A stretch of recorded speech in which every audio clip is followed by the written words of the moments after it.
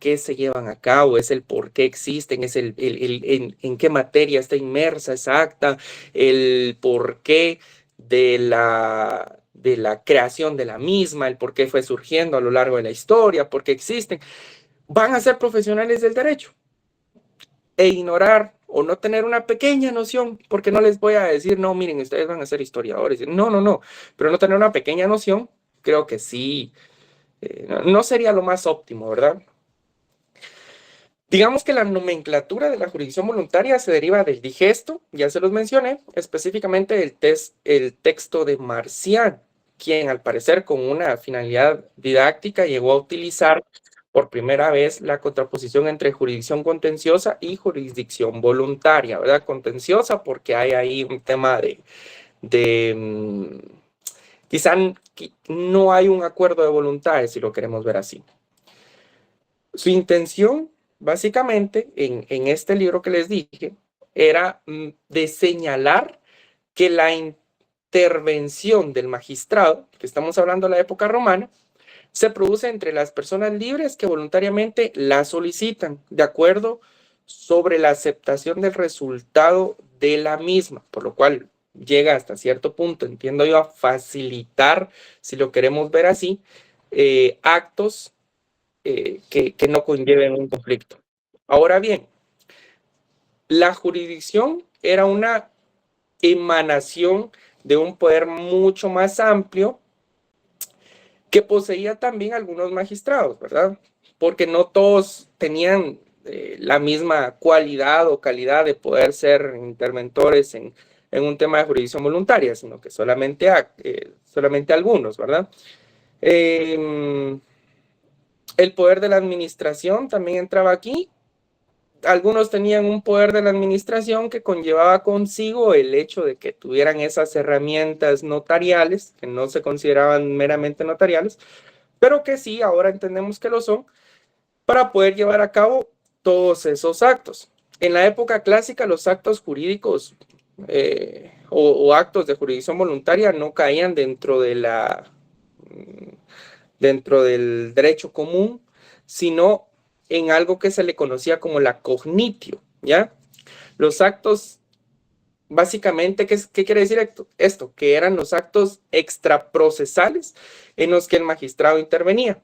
Evidentemente, pues eran numerosos, tales como la insinuación de las donaciones, la aceptación de los testamentos, la protocolización de testamentos, porque en ese entonces también ya se protocolizaban los testamentos, la intervención y la colaboración con el tutor de determinados actos jurídicos, como por ejemplo la enajenación de fondos, entre muchos otros, ¿verdad? Entonces, lo que quiero darles a entender es que los magistrados de la época romana eran básicamente los que ejercían el derecho notarial y específicamente todo lo relacionado a la jurisdicción voluntaria, ¿verdad?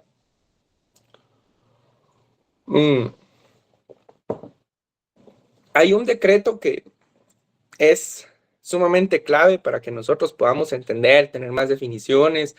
De hecho, pues en ese decreto se encuentran todos los principios en materia de jurisdicción voluntaria, que es el decreto, a ver, ¿quién se lo sabe?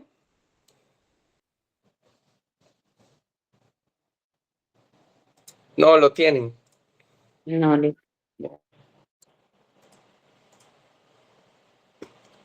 A ver, no puede ser que nadie tenga a la mano eso, no tengan noción de eso.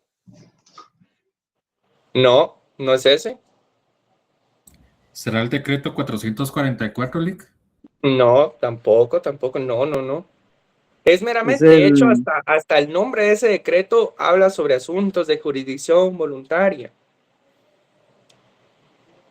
Licenciado, es el decreto 5477. 54-77. Exacto, el decreto 54-77, ley reguladora de tramitación notarial de asuntos de jurisdicción voluntaria. Así es, ¿verdad? Sí, Va. Ese decreto, si no lo tienen, descárguenlo. Descargar un decreto es sumamente fácil, ¿verdad? Solamente se tienen que meter a Google, hacen una búsqueda y lo encuentran. O bien, le voy a pedir a la licenciada Marisol que me haga favor ahí de poder hacérselos llegar. Yo tengo uno acá descargado, lo pueden comprar. Es tan pequeño que incluso en muchos de los códigos de notariado pues ya se encuentra inmerso, ¿verdad? Pues este decreto, déjenme decirles que es nuestro machete en este curso. Sí, evidentemente el código notariado, pero también este decreto. Aquí se encuentran, como ya les dije, definiciones importantes, principios en materia de jurisdicción voluntaria y pues cómo se llevan a cabo determinados procesos o partes de los mismos, ¿verdad? Entonces, por favor, les encargo a todos y a todas poder adquirir, comprar, obtener este decreto.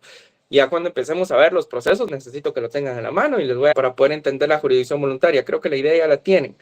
En Guatemala, así como hay antecedentes en la época romana, también hay antecedentes, obviamente, en nuestro país. Y ahí entra, obviamente, el Código Procesal Civil y Mercantil, decreto ley, les había mencionado, 107, en donde está estipulada claramente la jurisdicción voluntaria en Guatemala y establece que tiene como antecedente inmediato la legislación vigente que pues es el mismo código, ¿verdad? En 1964 fue el año en el cual entró en vigencia el referido código. Esto les sirve de ficha técnica incluso a ustedes para sus exámenes técnico-profesionales porque siempre solicitan que uno exprese o que uno diga la ficha técnica de algún código importante, alguna ley, etcétera, etcétera. Entonces, anoten eso. En 1964 fue el año en el cual entró en vigencia el referido código. ¿Qué referido código? El decreto ley 107, ¿ya? En este se dejó establecido que ¿cuáles eran básicamente los asuntos que podrían ser conocidos y resueltos por un notario? ¿Ya? Es muy importante. ¿Qué asuntos podrían llegar a ser conocidos por un notario de manera alternativa al conocimiento de ellos? ¿Ya? Podía ejercer un juez del ramo civil. Dado caso no existiera un notario. ¿Y por qué estaba inmerso esto? Porque obviamente en esa época no habían tantos colegiados como ahorita. Yo ya les mencioné que trabajo en la Corte Suprema y ya hoy salió otra tanda de 200 y pico de abogados juramentándose, ¿verdad? Y así es mes a mes, mes a mes. Yo soy colegiado 40,000 y actualmente vamos como por el 48,000, si no estoy mal. Entonces, sí está avanzando bastante este tema. Antes, en el 64, pues la cantidad de notarios no era tan amplia. De hecho, muchos jueces de paz también tenían esas facultades notariales, ¿verdad? Que con el tiempo, pues se las fueron quitando, digámoslo así. Asimismo, el decreto que les acabo de mencionar también es importante, el 54-77.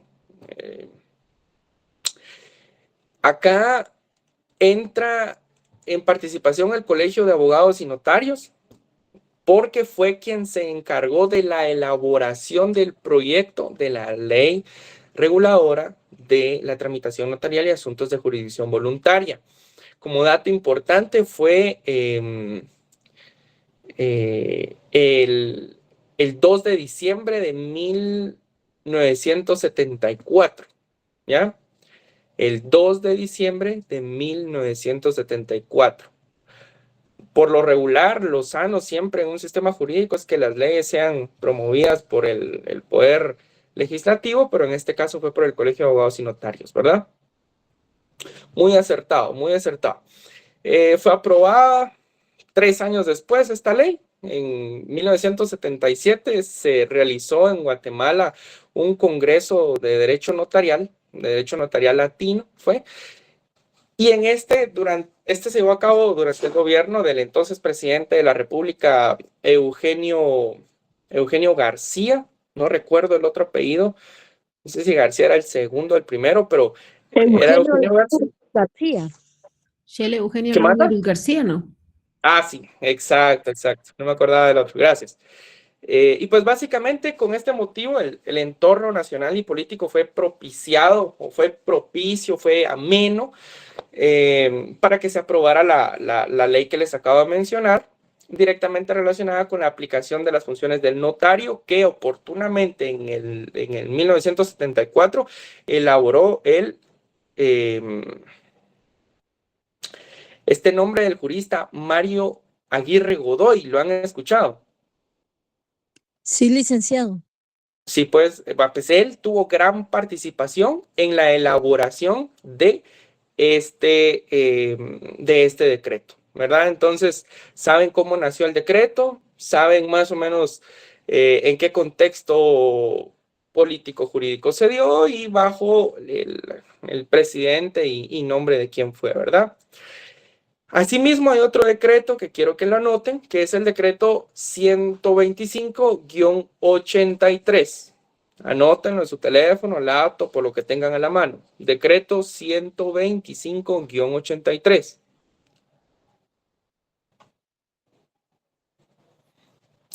Es importante, este decreto, pues históricamente es importante reconocerlo también.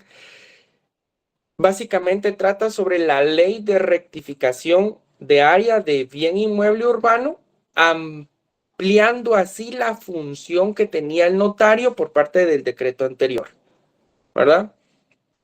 Anoten esto también. Amplió las funciones, porque no fue solo una, de el notario, ¿ya? Que estaban inmersas en el 54-77. Entendemos un poquito qué decretos son importantes, cuándo se llevaron a cabo, cómo fueron promulgados, etcétera, etcétera. Naturaleza jurídica de la jurisdicción voluntaria.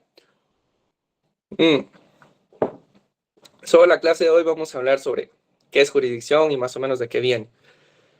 Naturaleza jurídica.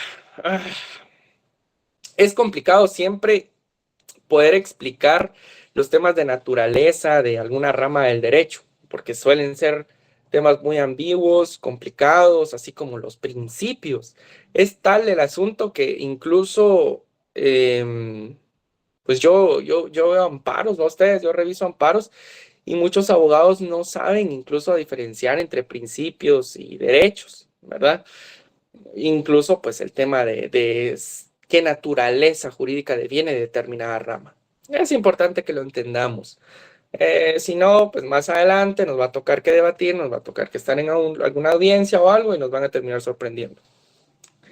La teoría de la naturaleza jurídica en esta área o esta materia establece que la concepción tradicional considera la función voluntaria como jurisdicción.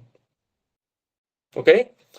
Basándonos en una etimología y en sus antecedentes históricos, básicamente. Entonces, la doctrina moderna, la actual en la que estamos, que llega, que básicamente tiene la función de avalar esta teoría, pretende construir un concepto amplio de jurisdicción que comprenda esta facultad.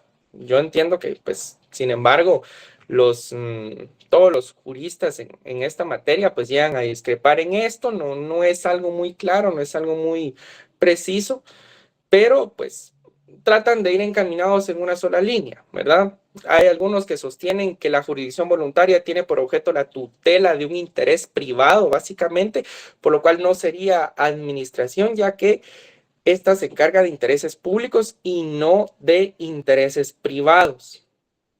Asimismo, siguen habiendo más definiciones, formas de tratar de escudriñar o de tratar de encasillar a la jurisdicción voluntaria en un tipo de naturaleza jurídica. Incluso ustedes, más adelante, si les apasiona mucho el derecho notarial, van a terminar escribiendo tarde o temprano documentos en derecho notarial, revistas de derecho notarial o libros, ¿por qué no?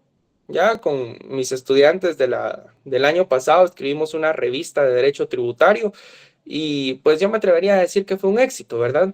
No fue la mejor del mundo, pero sí empezamos a cultivar y a incentivar a los estudiantes a que puedan plasmar sus ideas, a que puedan implementar, no sé, nuevos conocimientos y no solo dejar un antecedente académico, sino también dejar en mis estudiantes un antecedente, no voy a decir histórico, pero un antecedente, qué sé yo, curricular, algo bueno, que se lleven nociones buenas. En derecho notarial va a ser complicado que hagamos eso porque pues ya hay una tarea que es fija y que siempre se deja, que es el prontuario, ¿verdad ustedes? Pero, bueno, características de la jurisdicción voluntaria también hay sumamente vastas, ¿verdad? Que puedo incluir que los asuntos de jurisdicción voluntaria no tienen carácter de cosa juzgada, nunca van a tener carácter de cosa juzgada, que da seguridad jurídica y protege los derechos privados de los particulares, ¿verdad? Otra característica que se desarrolla entre las personas que están de acuerdo solamente. Su procedimiento carece de uniformidad, de repetición, ¿verdad? Hasta cierto punto se va acomodando a la naturaleza de los actos que provocan. Anteriormente los procesos que se llevaban, por ejemplo, en Terrenap eran meramente presenciales y actualmente un montón de ellos son digitales, ¿verdad? Entonces tiene esa característica. La prueba que se rinde no está sujeta al requisito de citación también, sumamente importante que entiendan esto. Existe también, que más adelante les voy a dar el fundamento, existe también la necesidad de oír a la PGN, Procuraduría General de la Nación, cuando pudieran resultar afectados intereses públicos o que se haga relación a personas incapaces o incluso a personas ausentes, ¿ya? La resolución, porque en materia, déjenme decirles que acá pues vamos a tener nosotros esas facultades, vamos a parecer una especie de órgano jurisdiccional en el que vamos a realizar una notificación formal, en el que vamos a realizar una resolución formal y yo les voy a enseñar cómo se realizan, no tengan pena, no se preocupen, no se asusten por eso, el procedimiento es así, como notarios van a tener que realizar esos actos.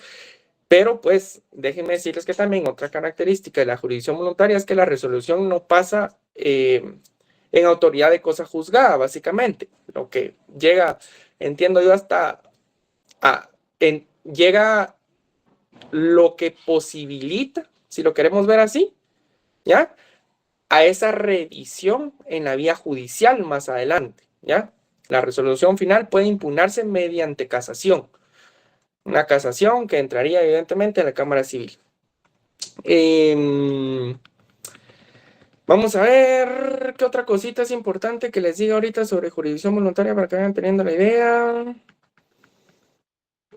La potestad, esto es importante, la potestad atribuida al notario para conocer, para sustentar, para resolver asuntos jurídicos no contenciosos que obviamente están preestablecidos en la ley, también así en los decretos que ya les mencioné, cuyas resoluciones no pasan en autoridad de cosa juzgada. Característica importante, no se les olvide. Esta relación jurídica siempre va a surgir como consecuencia de la actuación notarial, la cual debe evidentemente estar exenta de litigio, si no se convertirá en un juicio y por ende en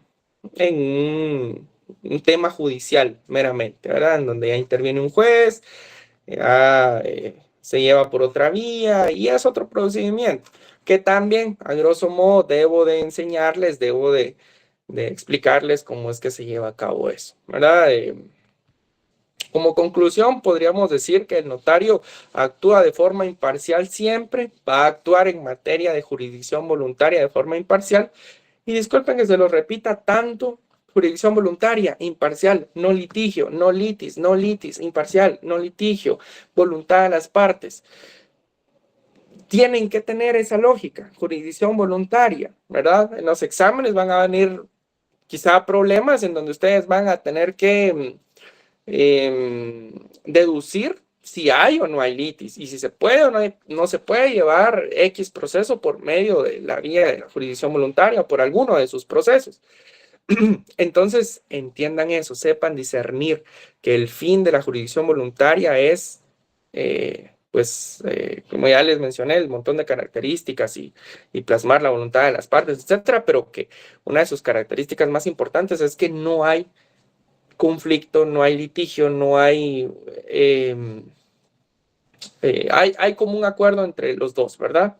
Entonces siempre el notario va a actuar de forma imparcial y objetiva en todos los actos que se lleven a cabo.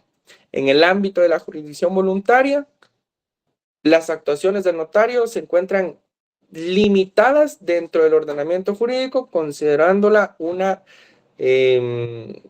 actividad administrativa hasta cierto punto, porque sí, incluso se llega a conocer más adelante si hay algo que impugnar por la vía administrativa, y sin que exista otros mecanismos para informar a terceras personas interesadas en los asuntos que se llevan a cabo, ¿verdad? Entonces, entendimos la lógica, un poquito de historia, no los voy a aburrir con tanto, un poquito de historia de Guatemala, que básicamente lo importante es que entiendan que fue por medio del decreto ley 107, por medio del 54-77, y qué es, ya. No voy a volver a redundar, no voy a volver a hablar sobre qué características tiene, sobre qué objeto tiene, sobre cómo nació, sobre en dónde se regula. Ya no, ya esta clase venció. Historia de la jurisdicción voluntaria desde la época romana le coloqué yo porque fue así. No encontré antecedentes y no hay, de hecho, antecedentes más, digámoslo, más alejados que esos. Y en la siguiente clase lo que vamos a tocar son el tema de los principios, ¿ya? Los principios, que también es importante, es teoría, yo sé, pero que es importante que los entendamos, que los comprendamos, que tengamos noción de qué son y todo. Con esas herramientas, con la clase que ya les dio la licenciada Marisol, con las que yo le he dado sobre definiciones de jurisdicción voluntaria, definiciones de derecho notarial, con esta clase que fue una idea básica de cómo fue que surge la jurisdicción voluntaria, con la de los principios, con eso considero yo que ya vamos a tener una noción, una idea clara de, del porqué de los procesos y de cómo llevarlos a cabo cuando yo se los esté explicando. Ya no se van a quedar en la luna y no van a decir, ¿y por qué eso? ¿Y cómo así que nadie quiere pelea en un proceso de jurisdicción voluntaria? Y no, porque ya les di estas clases, porque ya lo entiendo. Entonces, solamente es eso, compañeros. Les agradezco mucho por estar acá. Disculpen por mi impuntualidad. Me conecté 10 minutos después. Sin embargo, estaba realizando otras cositas. No había entrado a la casa. Vine corriendo y ya solventé ese tema. Poquito los conceptos que les di para que pudieran copiar. No se preocupen. Ahí vamos a estar siempre para apoyar. Y ya saben que pues estoy a la orden por cualquier cosa, se pueden abocar con la licenciada Marisol o algo por el estilo. Otra cosa que quiero mencionar antes de finalizar la clase es que por favor a todas y a todos los estudiantes que aún no estén completamente seguros que están asignados a mi clase, tienen esta semana y tienen la semana siguiente para asegurarse de que efectivamente están inscritos o están asignados a esta sección en este curso y en este horario. ¿Por qué lo digo? Porque ya investigué y me di cuenta de que hay demasiados estudiantes que aún no están completamente inscritos, ¿verdad? Entonces, no me gustaría que lleguen a realizarse el primer examen parcial y que después anden ahí corriendo porque les corresponde con otro licenciado o algo por el estilo. Entonces, por favor, asegúrense, están a tiempo. Se los estoy diciendo el 9 de febrero. Entonces, por favor, pilas con eso. Vean si están debidamente asignados, pidan apoyo, pidan revisión, vayan, atención al estudiante y si no, pues realicen lo que deban de realizar, ¿verdad? De manera de que vayan a estar en el curso correcto. Entonces, solamente sería eso, compañeros. Espero que pasen feliz tarde y nos vemos el día miércoles. Que Dios los bendiga. Buenas noches, licenciado. Feliz tarde. Feliz noche, licenciado.